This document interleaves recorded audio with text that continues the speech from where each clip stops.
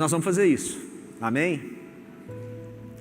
Abra sua Bíblia no livro de Atos dos Apóstolos, no capítulo 9. Atos, capítulo 9.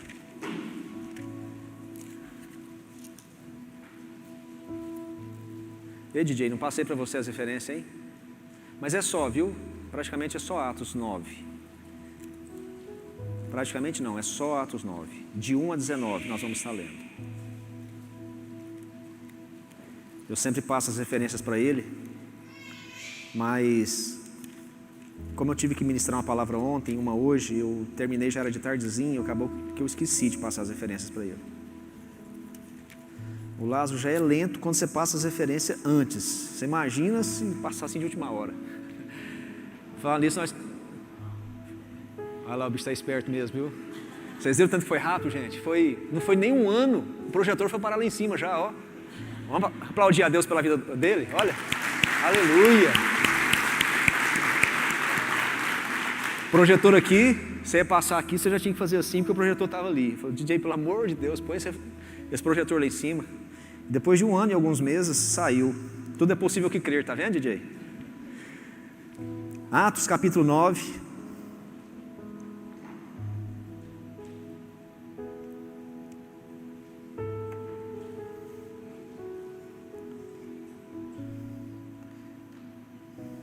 Só um minutinho, queridos. O iPad bugou aqui.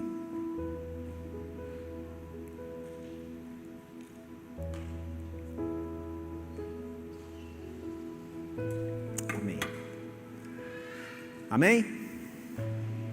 Enquanto isso, Saulo ainda respirava ameaças de morte contra os discípulos do Senhor. Dirigindo-se ao sumo sacerdote, pediu-lhe cartas para as sinagogas de Damasco, de maneira que, caso encontrasse ali homens e mulheres que pertencessem ao caminho, pudesse levá-los preso para Jerusalém. Em sua viagem, quando se aproximava de Damasco, de repente brilhou ao seu redor uma luz vinda do céu. Ele caiu por terra e ouviu uma voz que lhe dizia: Saulo, Saulo, por que você me persegue? Saulo respondeu: Quem és tu, Senhor? Ele respondeu: Eu sou Jesus, a quem você persegue. Levanta-se, entre na cidade, alguém lhe dirá o que você deve fazer. Os homens que viajavam com Saulo pararam emudecidos, ouviram a voz, mas não viam ninguém. Saulo levantou-se do chão e, abrindo os olhos, nada conseguia ver. E os homens o levaram pela mão até Damasco. Por 3 dias ele esteve cego, não comeu nem bebeu. Em Damasco havia um discípulo chamado Ananias. O Senhor o chamou numa visão: Ananias? Eis-me aqui, Senhor, respondeu ele. O Senhor lhe disse: Vá à casa de Judas, na rua chamada direita, e pergunte por um homem de Tarso chamado Saulo. Ele está orando, numa visão. Numa visão, viu um homem chamado Ananias chegar e impor-lhes as mãos, para que voltasse a ver. Respondeu Ananias: Senhor, tenho ouvido muitas coisas a respeito deste homem e de todo o mal que ele tem feito aos teus santos em Jerusalém. Ele chegou aqui com autorização dos chefes dos sacerdotes para prender todos os que invocam o teu nome. Mas o Senhor disse a Ananias: Vá, esse homem é meu instrumento escolhido para levar o meu nome perante os gentios e seus reis, perante o povo de Israel. Mostrarei a ele o quanto deve sofrer pelo meu nome. Então Ananias foi, entrou na casa, pôs as mãos sobre Saulo e disse: Irmão Saulo, o Senhor Jesus lhe apareceu no caminho por onde você vinha, enviou-me aqui, para que volte a ver e seja cheio do Espírito Santo. Imediatamente, algo como escamas caiu dos seus olhos dos olhos de Saulo, e ele passou a ver novamente. Levantando-se, foi batizado, e depois de comer, recuperou as forças. Amém? Pai, em nome de Jesus, como a Tua palavra, Senhor, nos alimenta, de fato. Como ela é viva, como ela é eficaz e como nós precisamos dela, Senhor. Eu oro nessa noite para que o Teu Espírito nos convença do pecado, da justiça, do juízo. Eu oro para que o Senhor venha abrir mentes e corações aqui para ouvirmos a Tua palavra e sermos alimentados por ela. Eu clamo a eficácia da Tua palavra no coração, na mente de cada um aqui. Eu repreendo tudo aquilo que se opõe à Tua vontade e declaro o Teu senhorio sobre essa igreja, sobre nossas vidas, sobre tudo, meu Deus, que somos e temos, em nome de Jesus. Amém. Amém. Você tem certeza que você já foi convencido, conquistado, melhor dizendo, por Jesus? Você tem certeza que você já foi conquistado por Ele? Ou será que ainda não? Atos capítulo 9 é a maior conversão da história do cristianismo. É um dos fatos mais importantes na história da igreja, na obra da igreja. Porque está falando da conversão de nada mais nada menos de Paulo, o apóstolo aos gentios, o apóstolo que até hoje influencia nações e povos. Um homem que perseguia a igreja, que foi, sem dúvida nenhuma, o maior perseguidor do primeiro século da igreja primitiva. A quem nós compararíamos Saulo nos dias de hoje? Queridos, talvez o chefe do Estado Islâmico, talvez o líder do Talibã. Para vocês terem ideia de quem era Saulo, o texto começa dizendo que esse homem suspirava a ameaça de morte. O texto dá, no original, dá a imagem de um boi selvagem, pronto para atacar. E não bastasse o que ele estava fazendo em Jerusalém, não bastasse a falta de respeito, porque Saulo não respeitava casas, não respeitava portas. Ele, juntamente com seus, entrava nas casas, e ali eles arrancavam mulheres, crianças, homens, levavam presos, eram açoitados, quando não eram mortos. Entrava nas sinagogas, queridos, porque naquele tempo a palavra de Deus não era pregado nas casas, era pregado nas sinagogas, que era como uma espécie de uma igreja nos dias de hoje. Eles entravam, era como se eles entrassem aqui dentro dessa igreja e fechassem as portas. E aqui, quem não negasse o nome de Jesus era açoitado, humilhado, levado preso. Não bastasse o que ele estava fazendo em Jerusalém, agora ele consegue carta do sumo sacerdote para ir até Damasco. E no caminho até Damasco, ele poderia entrar em todas as sinagogas no caminho e prender homens, mulheres e crianças. E com essa autorização ele vai. E não sei se você sabe, queridos, mas era uma viagem longa. De Jerusalém a Damasco era uma viagem de mais ou menos uma semana. Porque quando Estevão morre, eu acho que você lembra disso, a igreja se dispersa, o povo é obrigado a sair para não morrer, exceto os apóstolos. E esse povo sai pregando e sai fazendo discípulos, mesmo em meio à perseguição. Esse povo sai pelas cidades pregando: Jesus é o Senhor, Jesus é o Messias, Ele está vivo, Ele está vivo, Ele está vivo. E saía pregando o Evangelho e chegaram até Damasco, que ficava a cerca de uma semana de viagem. Não bastasse o que ele fazia em Jerusalém, ele conseguiu agora a autorização para ir em todas as cidades, desde Jerusalém até Damasco. E assim ele foi. Alguém que estava perseguindo não apenas os cristãos, mas principalmente Jesus. O ódio de Saulo não era só pelos cristãos, era principalmente por Jesus. Ninguém naquela época ousava afrontar ele, porque era um homem extremamente inteligente, extremamente culto. Um fariseu legalista, da seita dos fariseus, que é a seita mais radical do judaísmo. Ele foi instruído por Gamaliel, que era o cara da época. Ninguém ousava questionar, bater de frente, discutir Bíblia com ele. Um homem cheio do conhecimento, cheio das influências, perseguindo o autor e consumador da nossa salvação. E aquele homem sai de Jerusalém e vai até Damasco para prender aqueles que se declaravam cristãos, aqueles que eram da seita, aqueles que estavam no caminho. Sem dúvida, queridos, sem dúvida, essa é a maior conversão. Eu estou te mostrando para que você saiba quem era esse homem, para que você traga para os dias de hoje. E se você acha que o que está acontecendo lá no Afeganistão é trágico, era exatamente o que ele fazia há 2000 anos atrás. A quem nós compararíamos esse homem? Eu vejo a graça e a misericórdia de Deus quando eu vejo o maior dos pecadores foi convertido, foi alcançado pela graça, pela salvação. Que grande estímulo para mim e para você, não é verdade? Saber que nós também podemos, que todas as pessoas também podem. Deus seguiu o seu plano de levar o Evangelho por todo o mundo. E olha para cá, nós fazemos parte do plano de Deus. O Evangelho chegou até Campo Limpo de Goiás, até Anápolis, até Goiás. Eu e você faz parte do plano. E para isso Deus precisou de apenas alguns segundos. Aquele homem cético, aquele homem de uma fé judaica irrepreensível, um homem que na sua concepção extremamente zeloso pela lei, um fariseu legalista, alguém que estava perseguindo o próprio Senhor e aqueles que declaravam que eram discípulos dele. Deus precisou de apenas alguns segundos, para colocar aquele homem no seu devido lugar e mostrar para ele quem era de fato o Senhor. Aquela luz que Paulo viu não é a luz do sol, é a luz da glória de Jesus Cristo. E a luz é tão ofuscante, é tão intensa, que lá em Atos do capítulo 22, quando Paulo mesmo vai falar do testemunho dele, em sua defesa, ele fala que a luz era tão intensa que o cegou, e por 3 dias ele ficou cego.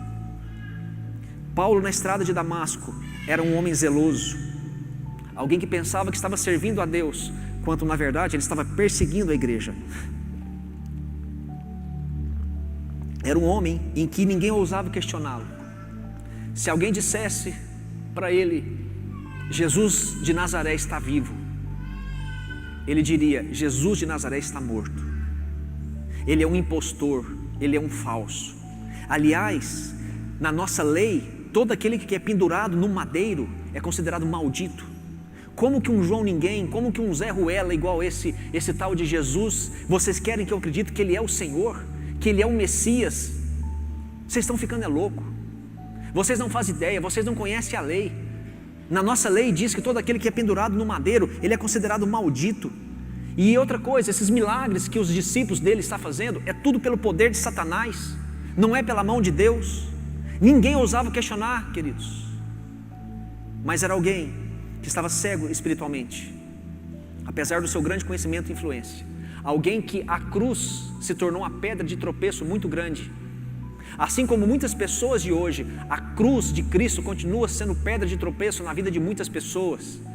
Ainda nos dias de hoje você vê pessoas que não entendem que precisam de um Salvador, que elas estão perdidas, que elas precisam de um Salvador, e ainda se ofendem quando nós dissemos que elas são pessoas pecadoras, que precisam do arrependimento. A Bíblia diz que Saulo devastava as igrejas da Judeia, e agora com a autorização estava indo até Damasco. Sabe o que me chama a atenção, queridos? É para a eficácia da igreja. A igreja não perdia tempo, a igreja pregava com eficácia a mensagem da salvação. Nada fazia a igreja de Cristo paralisar, nenhum tipo de perseguição paralisava a igreja. E de repente, aquele grande homem, aquele homem tão influente, tão culto,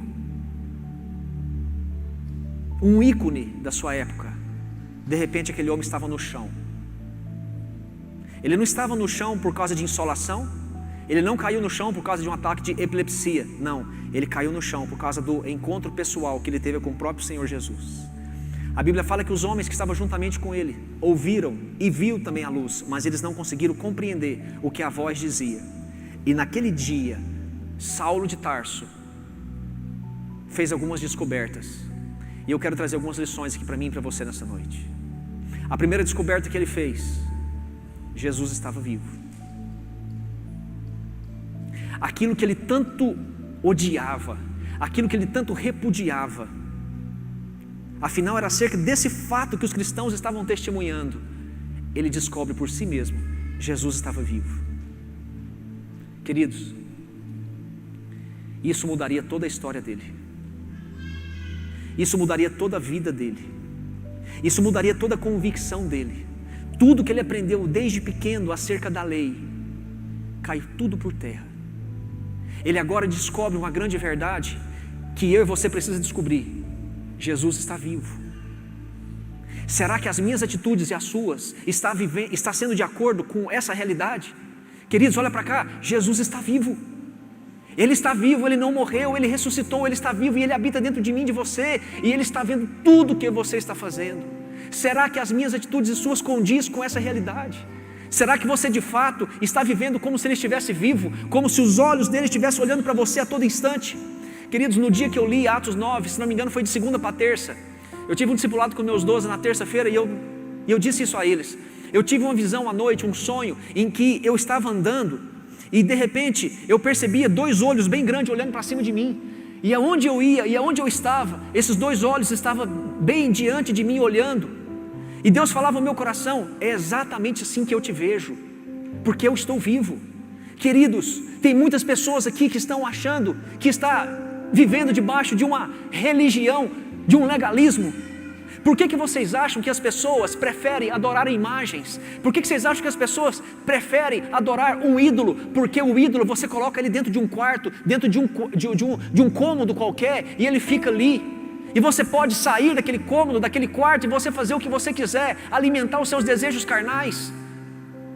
Agora, quando você tem a convicção que Jesus está vivo, que Ele está olhando para você o tempo todo, tudo que você faz, tudo que você pensa, Ele sabe. A palavra de Deus diz que antes que a palavra te venha à boca, Ele sabe o que você vai falar. Ele é aquele Deus que sonda mentes e corações, é o Deus que está vendo o que você está vendo, o que você está assistindo, o que você está acessando no seu celular. Jesus está vivo, e pelo fato de Jesus estar vivo, isso muda tudo, tudo faz novo, tudo agora é diferente.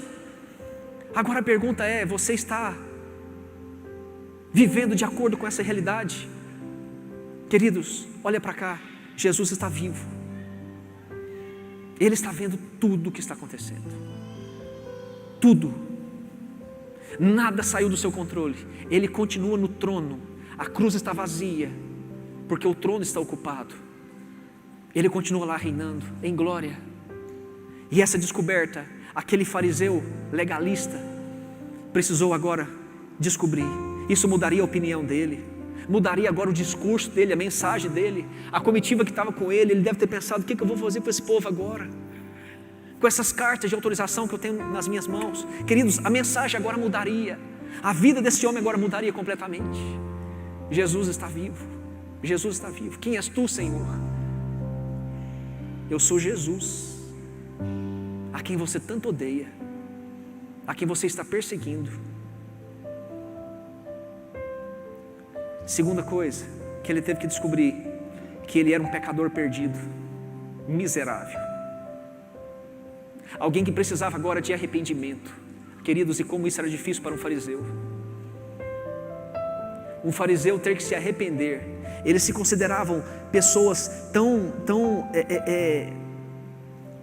santas, tão irrepreensíveis, eles se consideravam tão intocáveis. Aquele homem agora precisava se arrepender. Ele descobriu agora que ele era um pecador perdido e que correu o risco de ser julgado por Deus.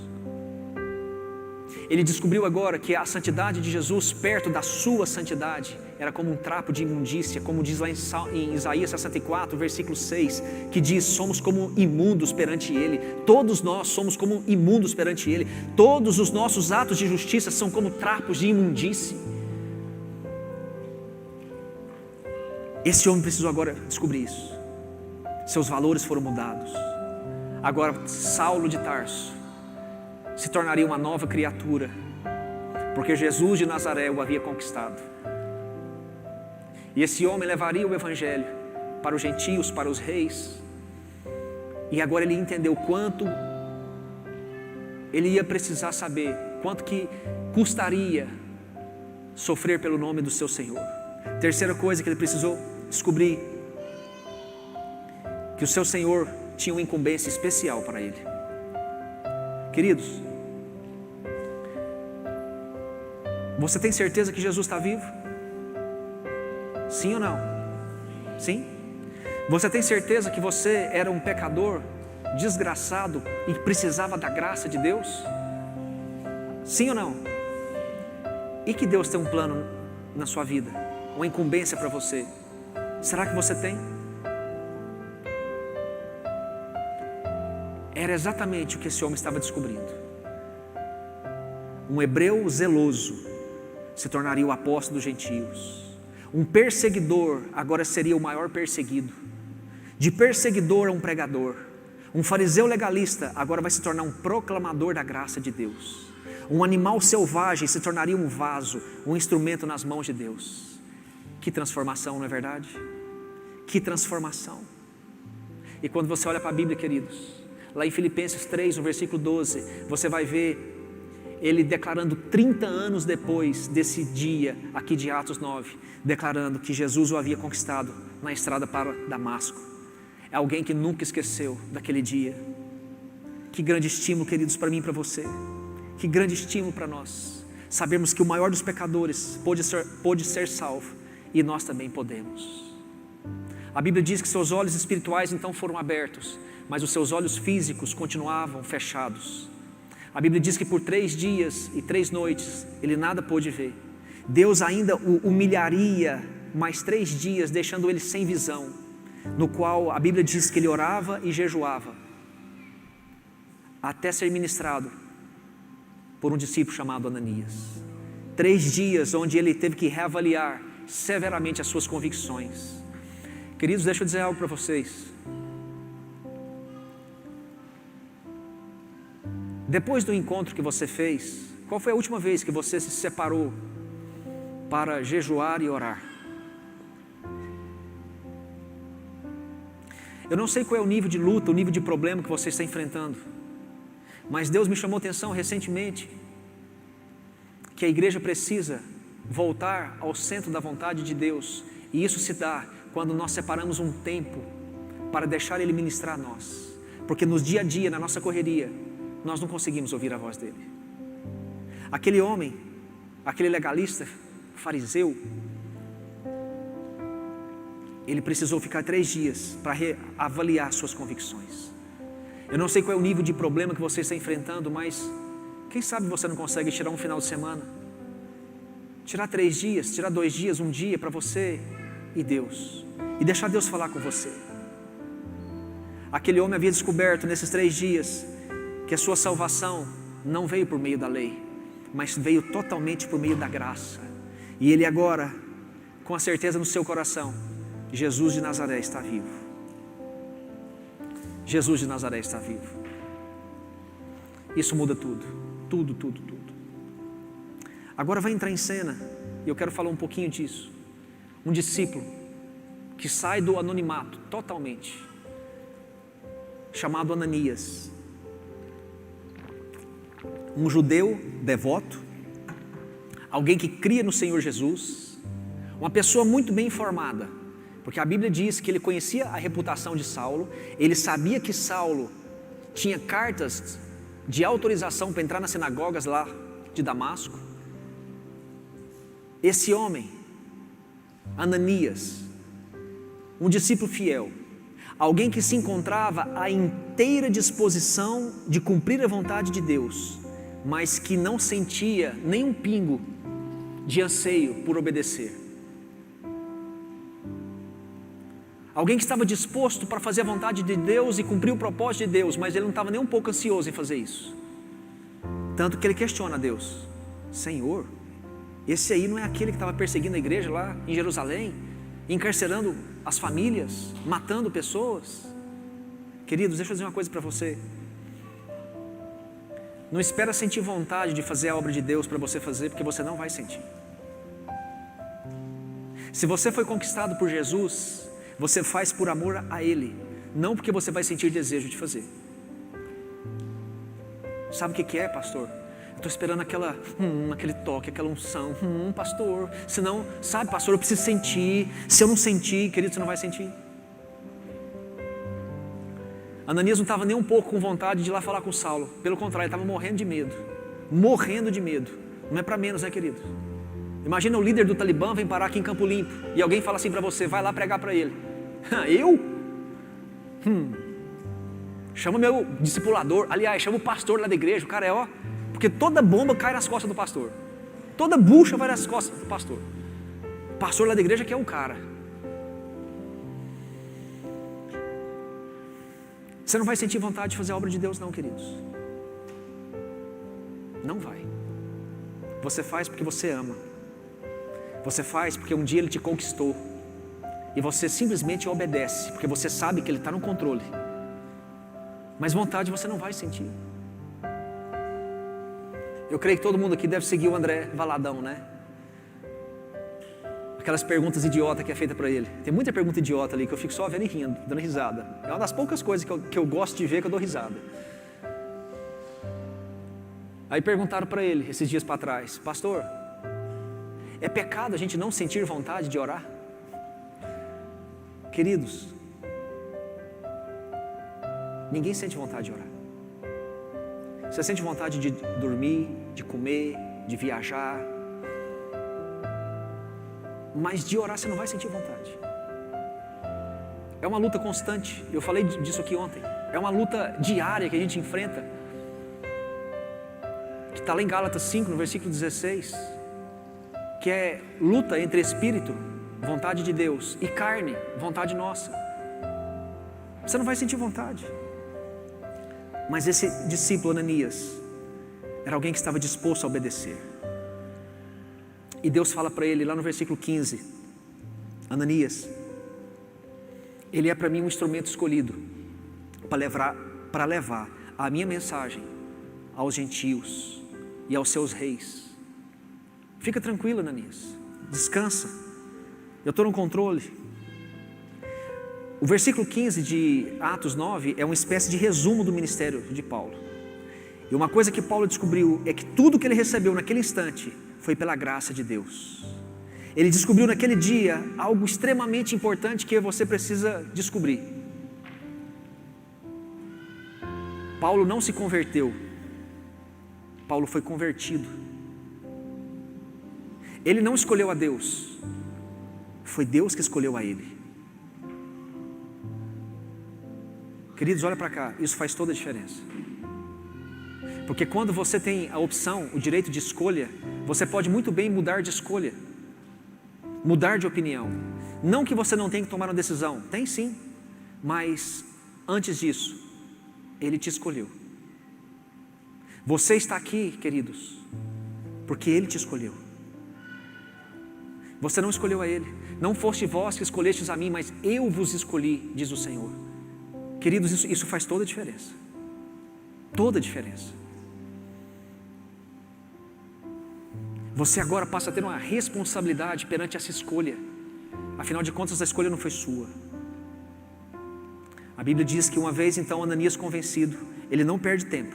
Ele vai na casa de Judas, ele ministra a Saulo, e pelo poder do Espírito Santo, os olhos, a visão dele foi restaurada. Ele voltou a enxergar.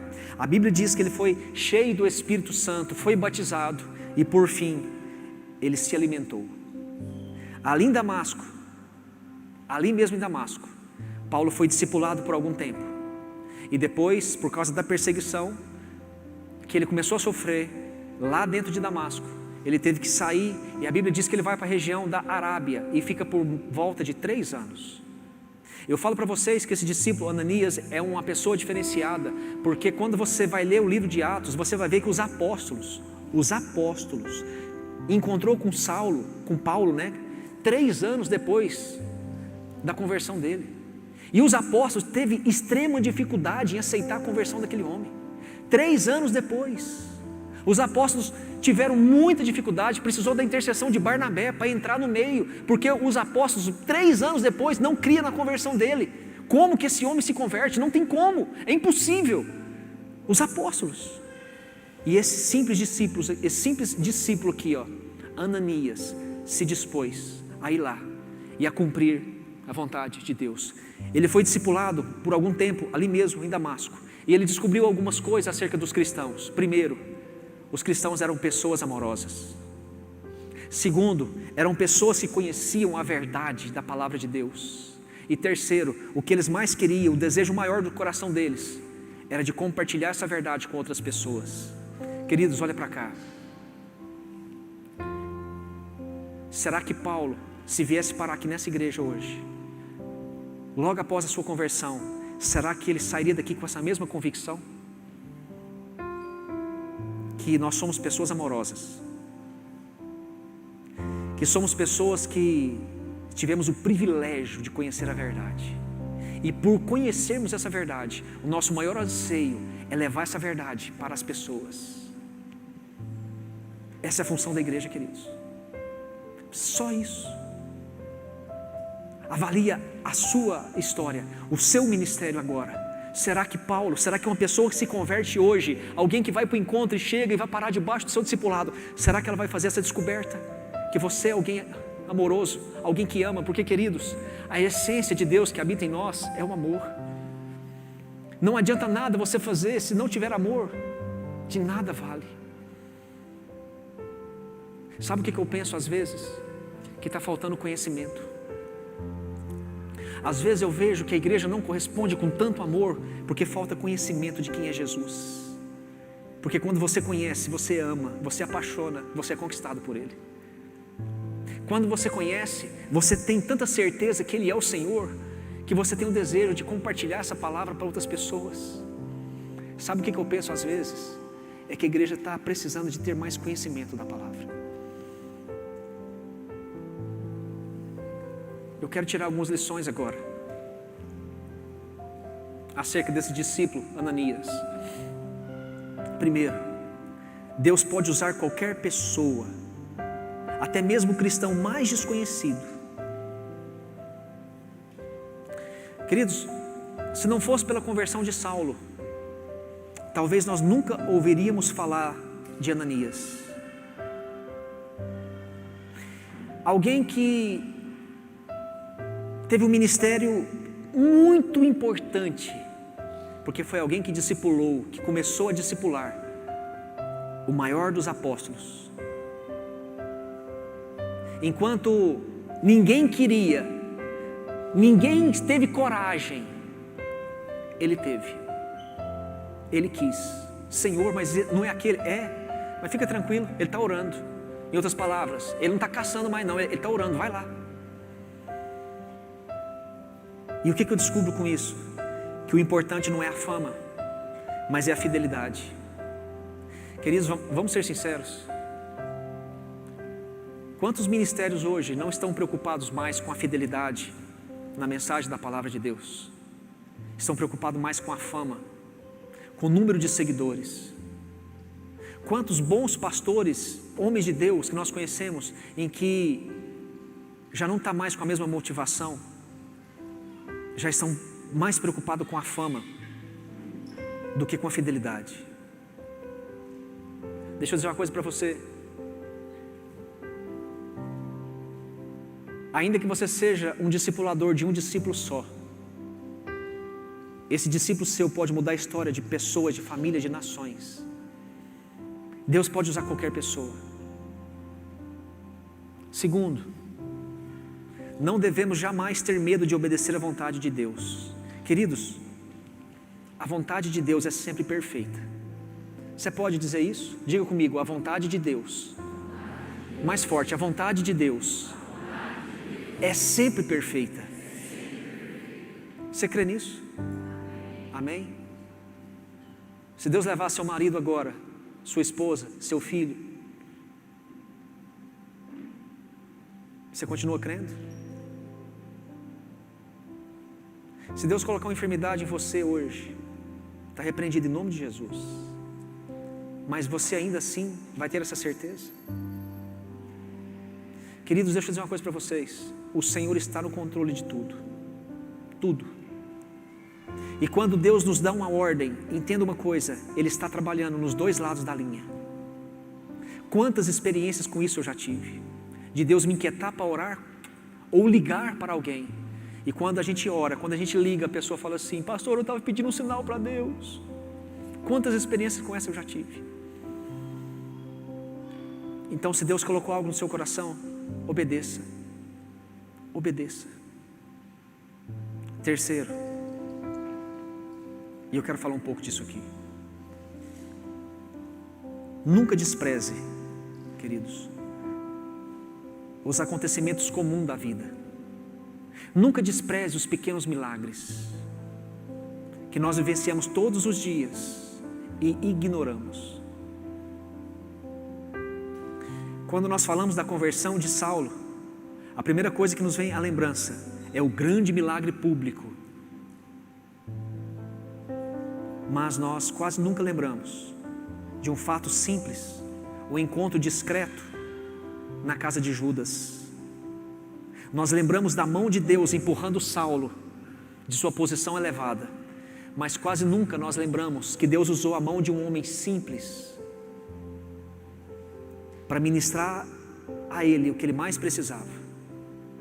Quando nós lembramos da conversão de Saulo, nós lembramos de uma voz vinda dos céus, mas nós nunca lembramos que Deus falou por meio de um discípulo simples, porém muito obediente. Queridos, deixa eu dizer uma coisa para vocês: os acontecimentos comuns são parte tão essencial quanto os extraordinários. Nós estamos esperando tantos milagres extraordinários nas nossas vidas que ignoramos os pequenos milagres que acontecem todos os dias. Nós vamos ignorando os bons momentos que Deus nos proporciona no decorrer dos dias, porque estamos tão focados em coisas grandes, em milagres extraordinários, em uma cura, em uma libertação, em uma casa nova, em um carro novo, e às vezes aqueles milagres diários que você vai recebendo, você vai ignorando, e você descobre que a vida é feita de pequenas coisas. Pequenas coisas. Como é bom, queridos, você sentar na mesa com pessoas que você ama, tomar um café, desfrutar daquela comunhão. Pequenos milagres que Deus nos concede de não nos faltar o pão de cada dia. O fato de você estar com saúde e poder às vezes praticar um esporte com alguém que você gosta, estar junto de alguém, participar de um bom churrasco com as pessoas que você gosta, estar junto com seus filhos quando eles são pequenos, aproveitar a infância deles, porque passa muito rápido. A vida é feita de pequenos milagres diários. Eu acredito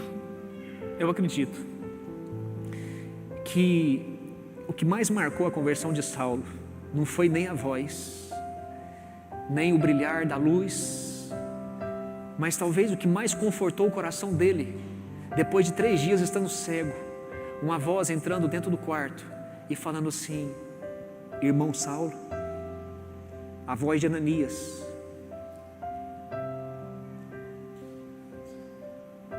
Às vezes nós ignoramos tantos milagres comuns, diários, que nós recebemos. Ontem nós tiramos um tempo na vigília para nós estarmos orando, e o Adolfilho ficou aqui em cima do altar orando, e eu vim cá orar juntamente com ele. E sempre bate saudade, né, queridos, da pastora, sempre bate, muita saudade, muita saudade, às vezes é quase insuportável. E nós ficamos lembrando de alguns fatos, coisas pequenas, detalhes pequenos. Quem não lembra o dia que ela foi pregar, a Adolfilina lembrou, e ela foi dar um exemplo, foi dar um chute, o sapato saiu, foi no peito, foi no seu, João? Foi no peito de alguém que eu não me lembro. Do Jean. Sabe, queridos, nós lembramos de detalhes de uma pescaria que nós fizemos, detalhes em pequenos. A vida é feita de pequenos detalhes. São pequenos milagres que recebemos todos os dias, mas que estamos tão focados nas coisas grandes, numa prosperidade, que nós perdemos. Eu digo para vocês uma coisa, queridos, quando eu lembro de alguns detalhes da pastora, meu coração aperta. Por que eu não aproveitei mais?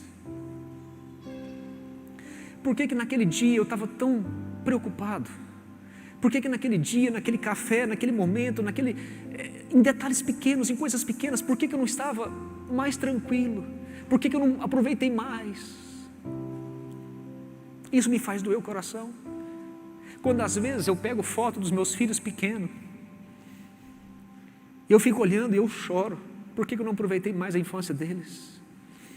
Eu não era convertido, queridos. Eu estava correndo atrás de tantas coisas que não era minha família, que eu perdi a infância dos meus filhos. E não volta mais. Não volta mais aquele baixinho, gordinho, com a orelhinha assim, os peitinhos para dentro, andando sem camisa, cheio de celulite na barriga. Pai, pai. Passou. Não volta mais. Não volta. A Luísa pequenininha, emburrada, vivia emburrada. Por que eu não aproveitei mais? Queridos, Deus nos concede milagres todos os dias. Todos os dias. Aproveita cada um deles. Para de ficar focado nas coisas grandes.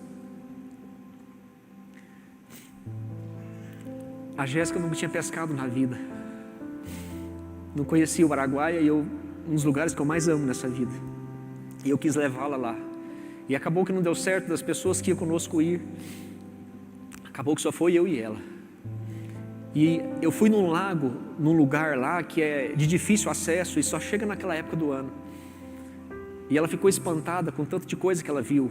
É um trieiro no meio do mato com água que a gente vai, e os jacaré, é tanto jacaré que sai trombando no barco. Ela nunca viu um jacaré, ela ficou... Enfim, eu sei que para ela foi tudo muito novo. O fato de eu chegar lá e dar uma aula de pesca para ela, mostrar minhas habilidades pesqueiras, né? Pegando uns tucunaré, que eu sou muito bom nisso, tá? Nada disso nos marcou. Nós estávamos relembrando dessa pescaria esses dias para trás. Sabe o que nós lembramos?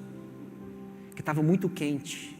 A gente gasta 1h30 para chegar nesse lugar. A gente pescou lá umas 2 horas, paramos num lugar lá, assamos um peixe lá, pegamos uma grelha, fizemos uma fogueira lá e assamos o peixe lá na hora.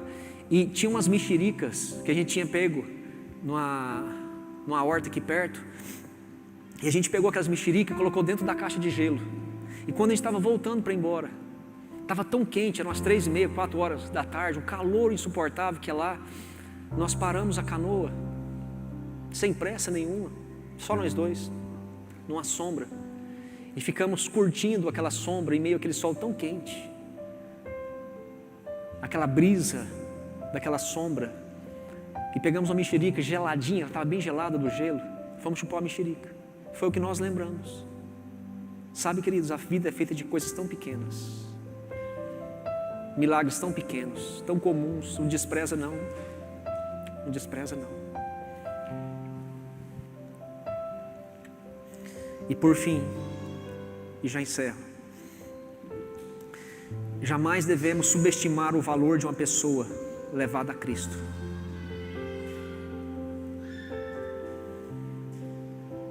Nunca despreze alguém que Deus coloque em seu caminho para você levar ela para Cristo. Nunca despreze. A Bíblia fala que Pedro pregou para multidões lá em Jerusalém, para milhares e milhares de pessoas. A Bíblia fala que Filipe pregou para milhares de pessoas e teve uma grande colheita lá em Samaria. Mas Ananias foi enviado para falar apenas a um homem. Um ministério rápido, curto, mas extremamente importante. Ananias foi enviado para falar apenas a um homem. Um homem tanto, né, queridos? Um homem tanto. Deixa eu dizer uma coisa para vocês. Deus tem colocado pessoas no seu caminho e que muitas vezes você tem ignorado e achado que ela não é digna, às vezes, da sua pregação, do seu tempo, da sua disposição para estar ali cuidando dela. Não despreze ninguém que Deus coloca no seu caminho. Em 1855, um líder de escola dominical, trazendo aqui para nós hoje um professor de escola de líderes chamado Edward Kimball. Ele levou um dos seus alunos da escolinha dominical a Jesus. Ele não era pastor, ele não era nada, ele era simplesmente um professor de escola dominical, um professor de escola de líderes. Só que ele não sabia que essa pessoa que ele levou, anos mais tarde, se tornaria um dos maiores evangelistas do mundo, chamado D.L. Moody. Todo mundo conhece e já ouviu falar de D.L. Moody, mas ninguém talvez nunca ouviu falar de Edward Kimball. Mas o nome dele está rolado nos céus. Nunca despreze ninguém que Deus colocar no seu caminho. Toda pessoa é importante para Deus. Todas as pessoas são importantes para Deus. Cabe a nós, a mim e a você, levar homens e mulheres a Ele e deixar que Ele nos use para a glória dEle. Amém? Eu quero contar para você algo que eu já contei. Não sei se vocês vão se lembrar. Eu fui pregar uma vez, a pastora e eu, na casa de uma família, de um parente de um membro da igreja. E eu entrei naquela casa, e o casal brigava muito, eram da religião católica, e eu comecei a pregar o evangelho de Jesus para aquela família, e comecei a falar do plano de salvação para aquela família, e comecei a falar que não existia outro caminho, que Jesus era o único caminho, que Ele era o único intercessor, e que todos nós estávamos destituídos da glória de Deus, precisávamos da salvação. E comecei a falar do plano de salvação para aquela família. E esse rapaz começou a debater comigo, falar que tudo aquilo era bobagem, que a Bíblia era escrita por homens, que as coisas não eram bem assim, que a gente era um povo fanático. E começou a falar, e eu, por minha vez, eu me defendia das acusações dele. Comecei a falar do meu testemunho, comecei a falar do meu testemunho com a pastora, como que nós vivíamos antes, enfim, fui falando, debatendo com ele. Aí por fim ele falou assim para mim: pastor, você está perdendo seu tempo, pode ir embora. Tudo isso é bobagem. E eu virei para ele e falei assim: você não é obrigado a crer no que eu estou te pregando, mas eu sou obrigado a pregar para você. Então, deixa eu só te falar uma coisa e eu encerro. Falei para ele. E eu lembrei de algo que eu aprendi da apóstola Graça.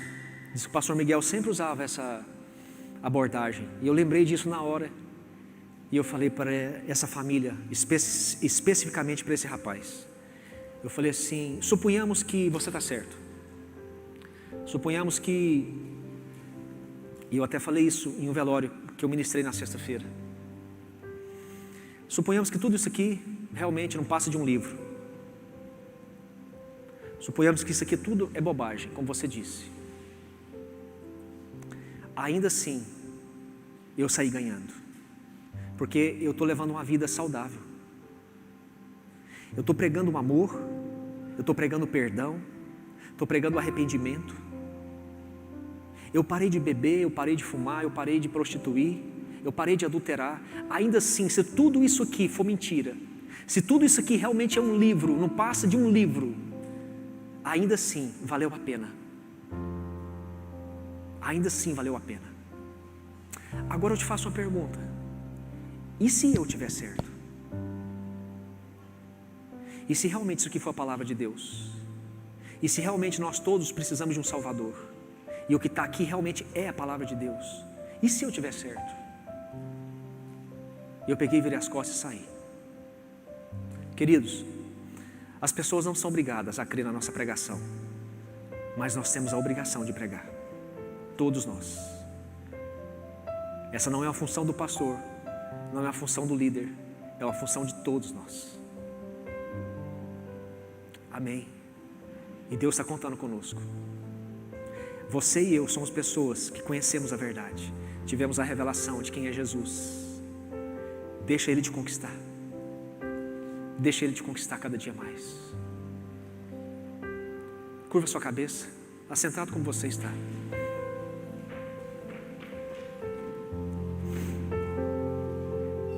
Eu quero que você acredite no que o seu pastor está falando. Deus está começando e vai começar um novo tempo na igreja dele. O Senhor está às portas. Tudo que você está vendo, que está acontecendo, não apenas no Brasil, mas nas nações, no mundo todo, já é tudo preparando para a volta do Messias, que vai voltar pela segunda vez. Deus está com pressa, queridos. Acredite no que o seu pastor está falando. Deus está começando e vai começar um tempo novo na história da igreja. Deus quer reavivar a mim e você. Por isso Ele quer que eu e você sejamos conhecedores dessas grandes verdades que temos ouvido todos os domingos, todas as semanas. Deus quer que eu e você sejamos conquistados por Jesus Cristo como nunca fomos, para que eu e você façamos a obra dele não apenas com um enfado, mas com desejo no coração em servi-lo. Deus quer que eu e você saia do anonimato. Deus quer que você saia de trás das malhadas. Deus quer que você apareça. Deus nos fez como luz desse mundo, como sal dessa terra. Ninguém coloca uma luz debaixo de uma cama, queridos. Deus quer colocar você e eu em lugares altos, para que a nossa luz resplandeça, para que a luz de Cristo resplandeça em nós e através de nós. É tempo da igreja despertar, é tempo da igreja sair do anonimato, é tempo de você parar de ficar com a boca calada quando as oportunidades são colocadas diante de você. É tempo de você não desprezar as pessoas que Deus está colocando no seu caminho. Você é um instrumento de Deus escolhido para poder levar salvação para todo aquele que precisa de salvação. Então não negligencie o chamado, não negligencie o que Deus quer fazer na sua vida, na sua história. Em nome de Jesus, é um tempo de restauração, é um tempo de restituição, é um tempo de Deus devolver aquilo que foi roubado. E Deus tem toda a convicção no meu coração que foi roubado a alegria de muitos aqui, foi roubado a paz de muitos aqui, como eu disse ontem, já tem dias que não dormem, vão dormir a noite toda, porque Deus está restituindo o sono, Deus está restituindo a alegria, Deus está restituindo a paz, Deus está restituindo ministérios aqui, Deus está trocando os vestes aqui, em nome de Jesus, e fazendo um novo mover em mim e em você, para que eu e você possa cumprir o chamado e o ministério que Ele está confiando a mim e a você. Não tenha dúvida disso. Acredite no que seu pastor está falando. Alegre o seu coração. Alegre o seu coração. Ele está vivo. Ele está vivo. Alegre o seu coração. Não se preocupe. Ele está vendo tudo que você está passando. Ele está no controle de todas as coisas. É tempo de você mudar as armas de sua milícia. É tempo de você parar de murmurar, de reclamar, de buscar forças em homens. Deus quer que você se proste, Deus quer que você adore, Deus quer que você renda louvores a Ele, como Paulo e Silas fizeram naquela prisão em Atos do capítulo 16, que eu preguei aqui ontem. Qualquer coisa tem sido motivo para paralisar a sua oração, a sua adoração. Deus quer devolver essas armas para mim e para você. O que você está precisando, meu irmão? Não há nada que Ele não possa fazer. Não há nada que Ele não possa fazer. Não há nada que não tenha poder suficiente para fazer na minha vida e na sua. Então, você vai a partir de hoje usar armas novas que Deus está colocando sobre mim e sobre vocês. Louvor, adoração, oração nos seus lábios. Deus está trocando a guarda de anjo de muitas pessoas aqui hoje. Receba o que Ele está fazendo e o que Ele quer fazer na sua vida, e a partir da sua vida, pessoas virão rendidas aos pés do Senhor, do Salvador, e serão conquistadas por esse Deus tão maravilhoso, como eu e você um dia foi. Se Paulo pôde ser salvo, todas as pessoas podem. Se Deus alcançou um perseguidor, queridos, o que Ele não pode fazer na minha vida e na sua? Se coloque de pé.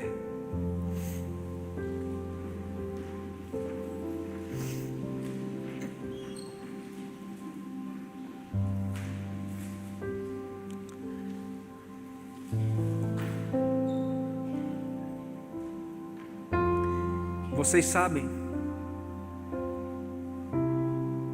de tudo que nós temos passado. Eu, minha casa, minha família. E talvez quem nos vê aqui em cima pregando a palavra de Deus não sabe o quanto ainda está difícil, o quanto dói.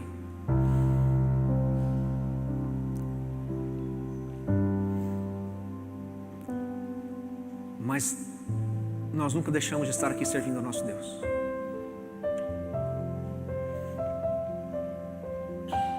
Por vezes eu não quis vir ao culto, por vezes eu quis ficar em casa, por vezes eu quis sumir.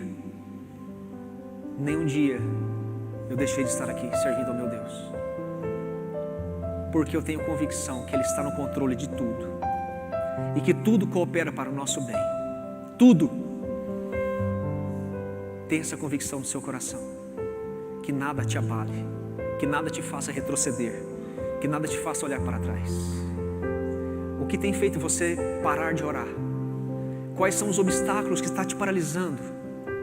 A Bíblia fala que Paulo e Silas estavam cansados, eram trabalhadores, foram açoitados, estavam sangrando, estavam com fome, com sede, além de tudo algemados, com os pés amarrados num tronco.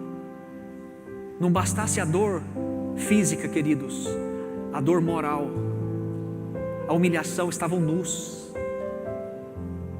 A Bíblia diz que por volta da meia-noite eles levantaram louvores a Deus e oraram a Deus, e as prisões foram quebradas. E eu disse isso aqui ontem, eu quero só reforçar para os que não vieram. Estamos vivendo dias que enquanto você adora, enquanto você ora, prisões, correntes e grilhões estão sendo quebradas. Amém? Receba isso, receba isso. Que nada te paralise. Deus tem um futuro brilhante para mim e para você, para minha casa e para a sua. Nenhum dos nossos vai ficar para trás, todos serão alcançados com salvação. Amém? Estenda suas mãos.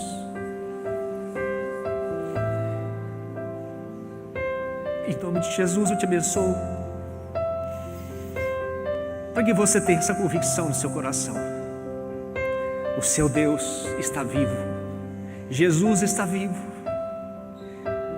e Ele está no controle de todas as coisas. Ainda que você não entenda, ainda que você não veja, ainda que você não alcance resposta, Ele está no controle de todas as coisas. Ele é o Senhor, e Ele te alcançou pela sua infinita graça e misericórdia.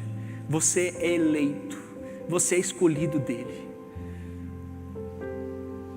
e Ele está te preparando para esse novo tempo. E Ele quer que você saia de trás do esconderijo que você está, para que você pregue a palavra dEle com toda intrepidez, com ousadia. Deus quer aqui fazer de mim e de você um atalaia, um pregador das boas novas. Que Deus seja o centro de fato da sua vida, que tudo gira em torno dEle, para Ele e por Ele são todas as coisas. Que você viva essa convicção, essa certeza que Ele te alcançou, que você foi conquistado por Ele. Deixa Ele conquistar você a cada dia mais. Eu te abençoo para uma semana de paz, de alegria, de saúde, de prosperidade. Eu te abençoo para que você seja fortalecido em Deus nessa semana como nunca você tenha sido, e que você seja um instrumento para fortalecer as outras pessoas. Eu te abençoo no nome de Jesus, que você vá em paz, em segurança, que o Senhor te livre de todo mal, te guie e te conduza em cada passo, em cada decisão sua. Assim eu te abençoo na autoridade do nome de Jesus. Amém. Se você recebe, dê um forte aplauso aí.